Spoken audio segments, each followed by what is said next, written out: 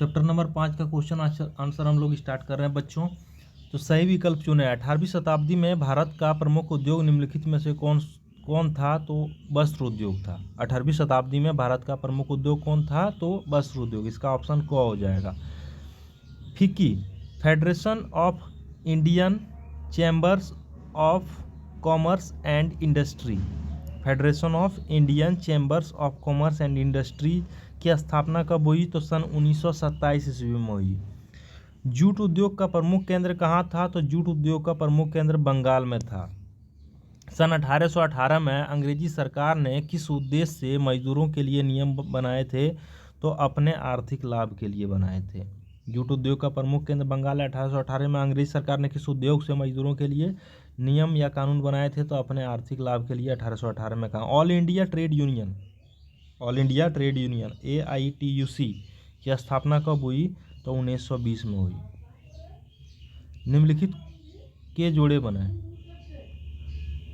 Jute उद्योग बंगाल, ऊनी वस्त्र कश्मीर, ऊनी वस्त्र उद्योग कश्मीर, जामदानी बुनाई लखनऊ, जामदानी बुनाई लखनऊ, लोहा उद्योग जमशेदपुर, नील बगान उद्योग चंपारण। अगला है कैलिको अधिनियम का क्या उद्देश्य थे? कैलिको अधिनियम का उद्देश्य इंग्लैंड के वस्त्र उद्योग को विदेशी वस्त्रों विशेषकर भारत से आने वाले सस्ते और सुंदर कपड़े की प्रतिस्पर्धा से बचाना था। कैलिको अधिनियम क्या था? तो इंग्लैंड के वस्त्र उद्योग को विदेशी वस्त्र, जो विदेश इंग्लैंड जाते थे, जिससे इंग्लैंड कहाँ से जाते थे? भारत से, जो आने वाले सस्ते और सुंदर कपड़े की प्रतिस्पर्धा से बचाना था। इस अधिनियम के तहत भारत में आयातित सूती कपड़ों पर प्रतिबंध लगाया गया था। भारत से निर्यातित सूती कपड़ों पर प्रतिबंध लगाया गया। आयातित नहीं, यहाँ पे भारत से दूर जाने वाला निर्यात होने वाले सूती कपड़ों पर प्रतिबंध लगाया गया, जो इंग्लैंड जाता था। कैलिको अधिनियम का संबंध क्या चीज़ से था? एक बार फिर से समझते हैं। तो वस्त्र उद्योग को विदेशी वस्त्र विशेषकर भारत से आने वाले सस्ते और सुंदर कपड़े की प्रतिस्पर्धा से बचाना था। इस अधिनियम के तहत भारत से निर्यातित सूती कपड़ों पर प्रतिबंध लगाया गया था। मुक्त व्यापार नीति से आप क्या समझते हैं? मुक्त व्यापार नीति का अर्थ है ऐसी व्यापार नीति, क्या है? ऐसी व्यापार नीति जिससे आयात और निर्यात पर बहुत कम या ना के बराबर कोई शुल्क लगाया जाए, कोई शुल्क नहीं लगाया जाए, यानी टैक्स नहीं लिया जाए। हम दूसरे देश में भेजें, दूसरे देश मेरे पास भेजें, हम ना उस पर टैक्स लेना, वो मेरे ऊपर टैक्स लें, इसलिए उचित कीमत पर लोगों के प्रति, आम लोगों के पास यह सामान पहुंच पाए सस्ते दामों पर। इसका उद्देश्य यही है। उपनिवेशों में इस नीति का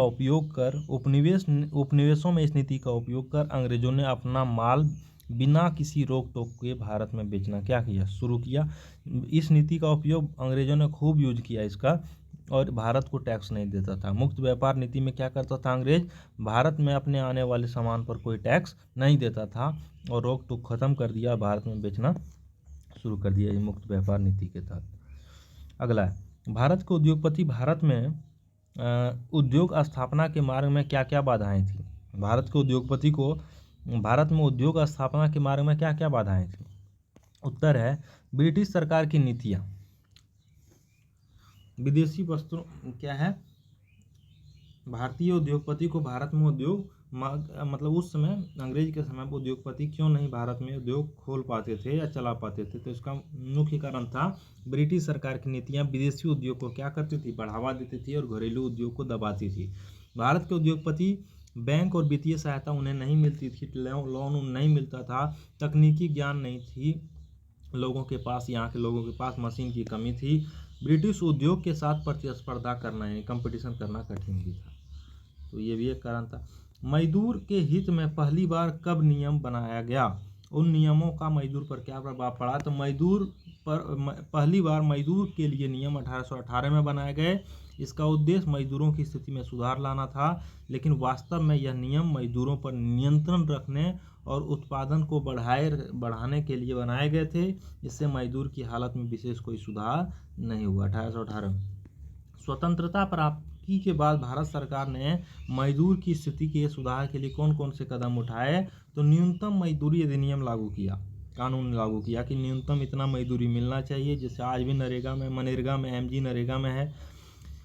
काम के घंटों को निर्धारित किया गया कि इतना घंटा ही काम लिया जाए। यूनियन बनाने की स्वतंत्रता दी गई कि आप अपना यूनियन यानी संगठन मजदूर लोग बना सकते हैं। मजदूर संगठन है ही रेलवे में, रेलवे मजदूर संगठन भी है। हर फैक्ट्री में मजदूर संगठन होता है, यूनियन होता है। सामाजिक सुरक्षा और बीमाएँ योजनाएं, सामाजिक सुरक्षा के लिए और बीमा योजनाएं शुरू की गई ताकि उन्हें दुर्घटना या उनकी मौत हो जाने पर कभी कभी सरकार उनकी बीमा रहने पर क्या करती है,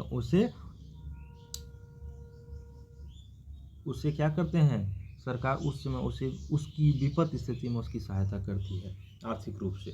तो ये है, इन सभी चीज़ का शुरुआत किया गया मजदूर स्वतंत्रता क्रांति के बाद। तो ये ख़त्म हो गया बच्चों, तो धन्यवाद।